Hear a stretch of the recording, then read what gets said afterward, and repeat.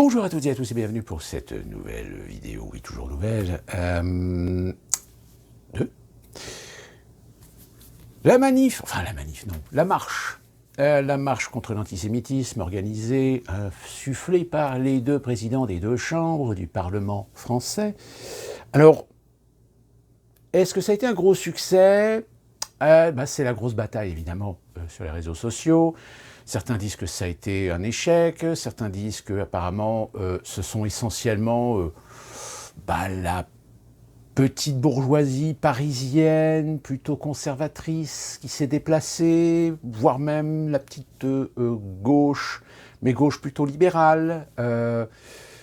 En gros, on estime qu'il y a eu 105 000 personnes qui se sont déplacées derrière le front commun. Où j'ai envie de dire, tous ces gens, à la limite, on pourrait adopter le fameux slogan que vous connaissez sans doute, qui veut dire la voix de son maître. Donc la voix de son maître, j'espère que vous comprenez ce que je veux sous-entendre par rapport à ça. Donc ça n'a pas été un franc succès. Donc évidemment, quand on voit les manifestations qui ont été organisées pour soutenir la Palestine, tout du moins le peuple palestinien, on a vu à Londres, il y a à peu près, je crois, un peu plus d'1 million de personnes qui se sont déplacées. Mais là encore, j'ai envie de dire, qui sont ceux qui se sont déplacés ? Est-ce que c'est un melting pot de Britanniques, Londoniens, à proprement parler, qui se sont déplacés, ou est-ce que ça a été en grande partie des britanniques, des sujets britanniques, mais plutôt avec des racines musulmanes? On n'en sait rien. Mais ceci dit, pour revenir à ce problème du conflit israélo-palestinien, il y a une information qui, à mon sens, est assez importante, que vous connaissiez. Peut-être que les médias vont en parler de façon très survolée, dirons-nous. Mais il y a quand même dans cet événement quelque chose d'assez intéressant et très particulier. Souvenez-vous, je vous avais parlé, il y a quelques mois de cela, que la Chine avait réussi à faire revenir autour de la table l'Arabie Saoudite et l'Iran pour réouvrir des relations diplomatiques. Et on est évidemment très curieux de savoir où ça peut bien mener. Est-ce que finalement l'Iran et l'Arabie Saoudite, les deux frères ennemis, vont pacifier leurs relations, amorcer une détente au vu du contexte actuel? Et alors je vais vous lire un article et vous allez comprendre pourquoi. La réunion, le sommet du monde arabe va avoir lieu demain, mais ça a déjà commencé aujourd'hui. Et parmi les représentants du monde arabe a été invité le président iranien Ibrahim Raïsi. Première visite du président iranien Ibrahim Raïsi en Arabie Saoudite, donc le 13 novembre, marque une étape importante dans le rapprochement entre les deux pays, dont la médiation a été assurée par la Chine en mars. Je vous en avais parlé. Ces relations acquièrent rapidement un niveau de solidarité qualitativement nouveau dans le contexte du conflit israélo-palestinien. Cela marque un changement dans les plaques tectoniques de la politique régionale qui a longtemps été dominée par les États-Unis, mais qui ne l'est plus aujourd'hui. La dernière initiative, Chine-Émirats Arabes Unis, de lundi visant à promouvoir un cessez-le-feu à Gaza, s'est achevée par un extraordinaire spectacle diplomatique au siège des Nations Unies à New York, lorsque les émissaires des deux pays ont lu ensemble une déclaration commune devant les médias. Les États-Unis n'étaient plus présents nulle part. Et oui, ça, vous n'en avez pas entendu parler. Les événements survenus depuis le 7 octobre montrent clairement que les tentatives des États-Unis d'intégrer l'Israël dans son voisinage musulman, selon leurs termes, sont une chimère. C'est-à-dire, tant qu'Israël n'est pas disposé à transformer son épée en soc de charrue, la férocité des attaques de vengeance israélienne contre les habitants de Gaza, qu'ils considèrent comme des animaux, a des relents de racisme et de génocide. L'Iran connaissait depuis toujours la bestialité du régime sioniste. L'Arabie saoudite doit elle aussi être d'humeur sereine après avoir réalisé qu'elle devait avant tout apprendre à vivre avec sa région. Raisi se rend en Arabie saoudite dans le contexte d'un changement historique dans la dynamique du pouvoir. Le roi Salman a invité Raisi à s'exprimer sur les crimes commis par Israël contre les Palestiniens à Gaza lors d'un sommet spécial des États arabes qu'il accueille à Riyad. Cela signifie que l'Arabie saoudite a pris conscience que sa volonté de participer aux accords d'Abraham sous la pression des États-Unis avait aliéné le public arabe. C'est-à-dire que les fameux accords Abraham qui étaient en train de se mettre en place avec Israël et l'Arabie saoudite, finalement les événements du 7 octobre ont tout foutu par terre. Et ont finalement peut-être fait prendre conscience aux Saoudiens que même si, pour des questions d'intérêts régionaux, ils ont voulu essayer de faire un petit peu le dos rond vis-à-vis d'Israël, là aujourd'hui, l'Arabie saoudite a pris conscience que non, elle n'était pas prête, elle ne veut pas faire ce consensus, faire cette compromission. Le discours occidental de l'axe Russie-Chine-Iran au Moyen-Orient est erroné. Il s'agit d'une interprétation erronée et absurde. Depuis la révolution islamique de 1979, l'Iran a toujours suivi un triple principe de politique étrangère. Premièrement, son autonomie stratégique est sacrée. Deuxièmement, les pays de la région doivent prendre leur destin en main et résoudre eux-mêmes les problèmes régionaux sans impliquer de puissances extra-régionales. Troisièmement, il faut favoriser l'unité musulmane, aussi long et sinueux que puisse paraître le chemin à parcourir. Sauf que là, je suis peut-être pas forcément trop d'accord avec ce qui est écrit, du fait que si jamais les États-Unis commencent à montrer les crocs vis-à-vis du monde arabe pour protéger Israël, je pense que l'Iran ainsi que l'Arabie saoudite, qui sont les deux acteurs majeurs, disons-le carrément, de la région, ne refuseraient pas un soutien, une alliance avec la Russie. Et qui plus est, aussi la Chine. Ce principe a été fortement limité par la force des circonstances, principalement par les conditions engendrées par la politique coloniale du diviser pour mieux régner menée par les États-Unis. Les circonstances ont même été délibérément créées, comme la guerre Iran-Irak, au cours de laquelle les États-Unis ont encouragé les États de la région à collaborer avec Saddam Hussein pour lancer une agression contre l'Iran afin d'étouffer la révolution islamique à ses débuts. Un autre épisode douloureux a été le conflit syrien. Là encore, les États-Unis ont activement sollicité les États de la région en vue d'un changement de régime à Damas. Objectif ultime étant de cibler l'Iran en utilisant les groupes terroristes que Washington avait couvés dans l'Irak occupé. Sous-entendant que si l'État islamique s'est forgé, s'est grossi, ce n'est pas par hasard. En Syrie, les États-Unis ont brillamment réussi à montrer les États de la région les uns contre les autres. Et le résultat est évident dans les ruines de ce qui était le cœur palpitant de la civilisation islamique. Au plus fort du conflit, plusieurs agences de renseignement occidentales opéraient librement en Syrie, aidant les groupes terroristes à ravager le pays, dont le péché capital parce que, comme l'Iran, ce pays avait toujours privilégié son autonomie stratégique et politique, surtout en politique étrangère, indépendante, que ce soit pendant ou après la guerre froide. Et en effet, c'est vrai que le régime de Bachar el-Assad, en effet, s'il n'est pas parfait, s'il a ses écueils, s'il a ses problèmes, reste et restera toujours un pays souverain avec sa propre politique, avec sa propre autonomie, sans une soumission quelconque à quelque régime ou quelque système que ce soit. Et d'ailleurs, preuve en est, c'est que avant la tentative de déstabilisation en Syrie, beaucoup de services de renseignement européens, dont français, travaillaient souvent en étroite collaboration avec les services de renseignement syriens qui étaient considéré comme l'un des meilleurs de la région.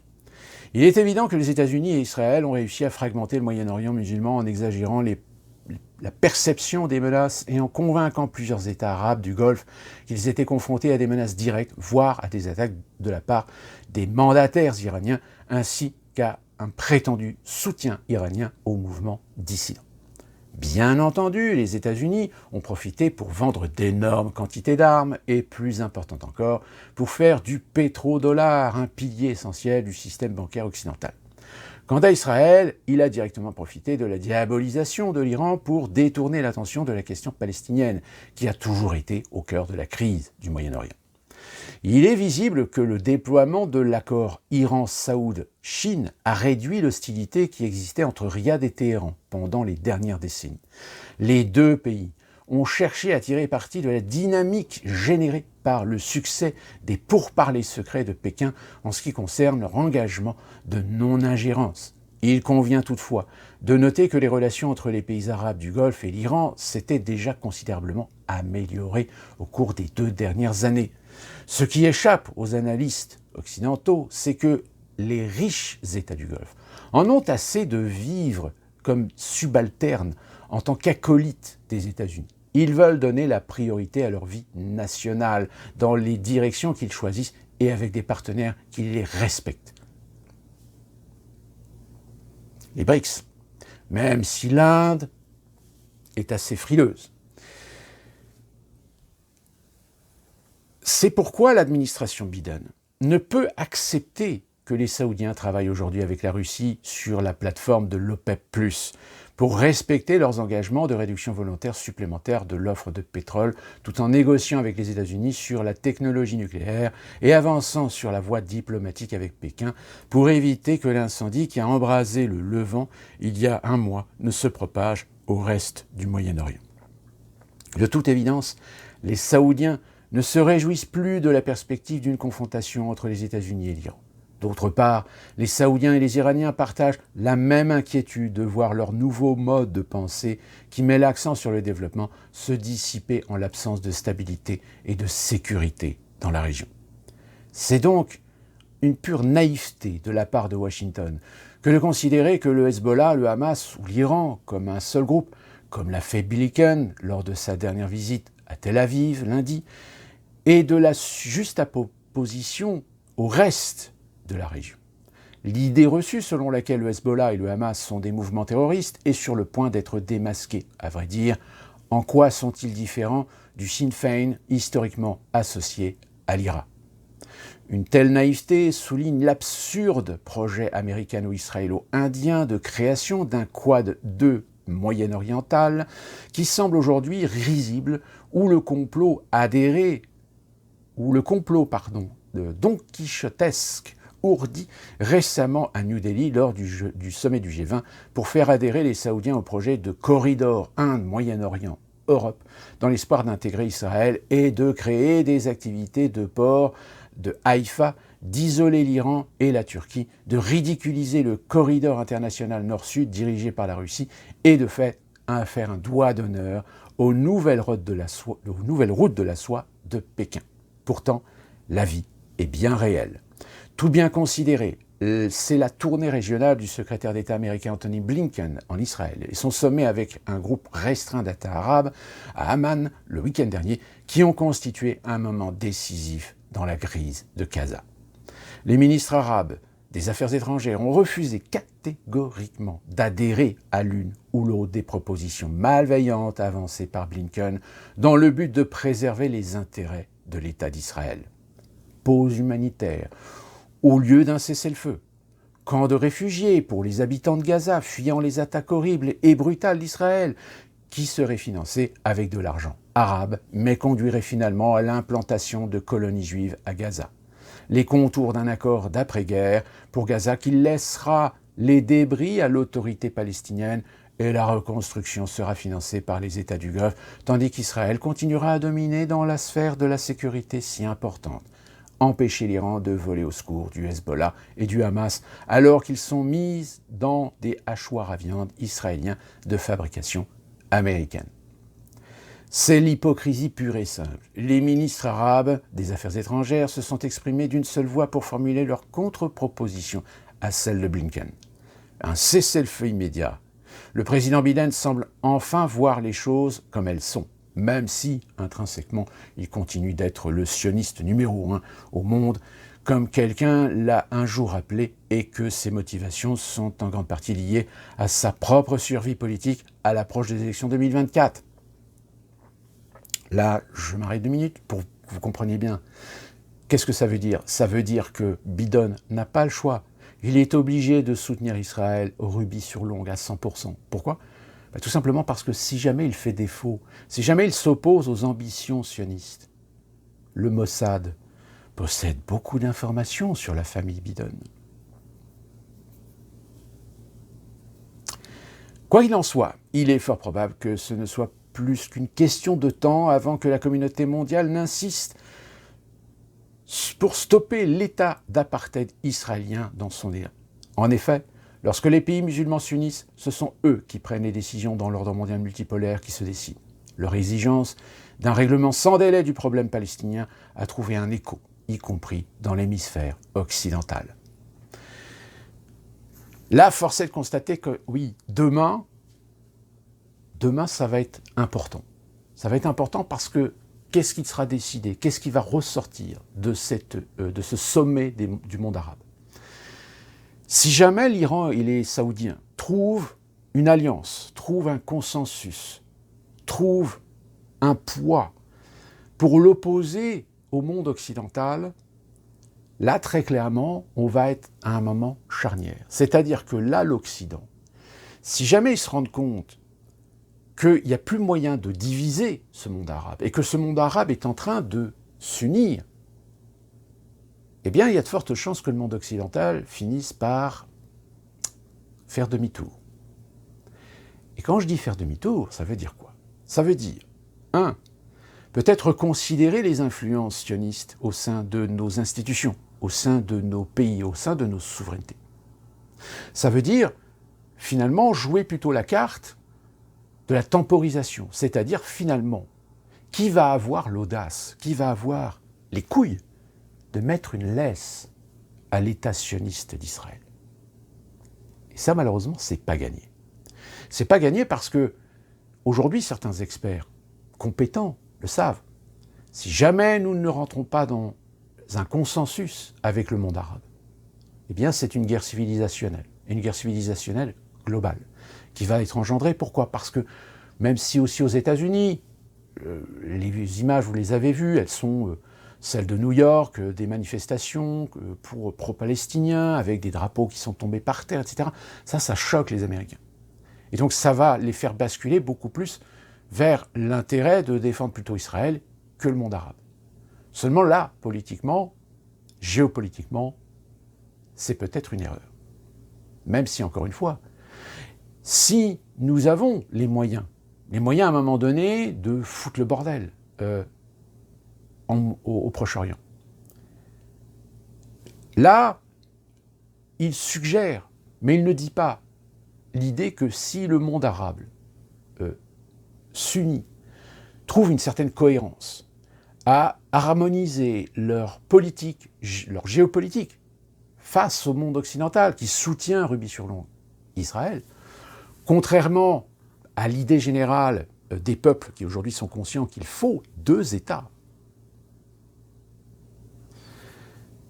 Si jamais les Américains commencent à vouloir jouer la carte militaire, à jouer la carte des petites stratégies géopolitiques, manipulation, déstabilisation, comme ils ont toujours fait, ça risque de se voir.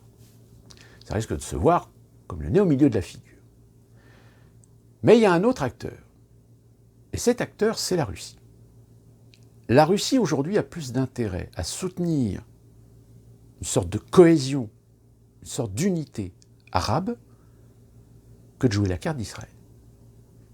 Puisque je rappelle quand même que depuis son attaque en Ukraine, tout le monde occidental lui a craché dessus. Donc force est de constater que, c'est pour ça que je vous dis que ce qui va se passer demain, ça va être très important. Donc on va faire un petit peu de suivi là-dessus, on va essayer d'être un petit peu attentif, on va voir ce qui en ressort, même si, attention, ne fantasmons pas trop sur parfois les ambitions, voire même les ambitions qui rentrent en antagonisme avec les ambitions des autres. On le sait, les sunnites et chiites, comme je le dis souvent, c'est des frères ennemis. Mais quand vous savez que les Saoudiens ont réussi quand même à trouver des alliances avec Israël, ou là encore, ce sont des alliances contre nature, on ne peut pas, à un moment donné, empêcher d'envisager que l'Iran et les Saoudiens finissent par d'accorder leur violon sur le fait que peut-être il serait temps de mettre une laisse à l'État sioniste d'Israël. Et à charge, à un moment donné, de mettre l'Occident, non seulement devant ses responsabilités, mais aussi devant les enjeux géopolitiques, économiques, financiers, ce qui, vous admettrez à l'heure actuelle, surtout sur le plan énergétique, on est un peu comme ça, mais tout d'un coup, voir un revers. Le revers, ça serait quoi? Ça serait que finalement, Netanyahou dégage, ou soit invité à dégager, et que les Américains jouent d'influence pour mettre un gouvernement plus docile, plus conciliant, plus progressiste, et finalement satisfaire les intérêts du monde arabe en disant, voilà, nous résolvons votre problème, nous allons mettre une laisse à l'État d'Israël, et nous allons pouvoir continuer à travailler ensemble dans nos intérêts communs. Et, comme le dit l'article, reprendront alors les jeux d'influence, la guerre économique entre le monde occidental qui ne veut pas lâcher son hégémonie et son contrôle, et la Chine qui, elle, veut installer ses propres outils pour faire concurrence, évidemment, à l'hégémonie financière occidentale. Donc vous voyez, tout est plus ou moins lié. Le seul problème, c'est que quand ça commence à déraper, et très clairement, l'attaque du Hamas, je ne sais pas si un jour on saura qui véritablement était derrière, qui a véritablement commandité. Est-ce que finalement, Netanyahou ou des gens de l'ultranationalisme sioniste israélien ne seraient pas derrière? Allez savoir. Vous savez, comme je dis toujours, à qui profite réellement le crime? Dans le monde arabe, même les plus ultras, les plus intelligents, les plus sages, savent qu'envoyer des gens pour aller massacrer d'autres gens, pour décapiter des gamins, des bébés, etc., c'est contre-productif. C'est contre-productif pour l'ambition d'un islam international. Le djihad, malheureusement, lorsque vous mettez des fanatiques, ça finit par complètement décrédibiliser les actions. Et finalement générer la barbarie. Une barbarie contre laquelle l'Occident est désarmé, complètement désarmé. Et peut-être que justement, la preuve du massacre de la bande de Gaza par l'armée de Tsahal et l'État d'Israël démontre notre incapacité à déstructurer, à déconstruire les réseaux d'opposition, les réseaux de résistance, les réseaux terroristes. Finalement, on tire dans le tas. Ça devient passionnant. D'ici qu'on se retrouve pour une prochaine vidéo et qu'on reparle un peu de ces événements, portez-vous bien.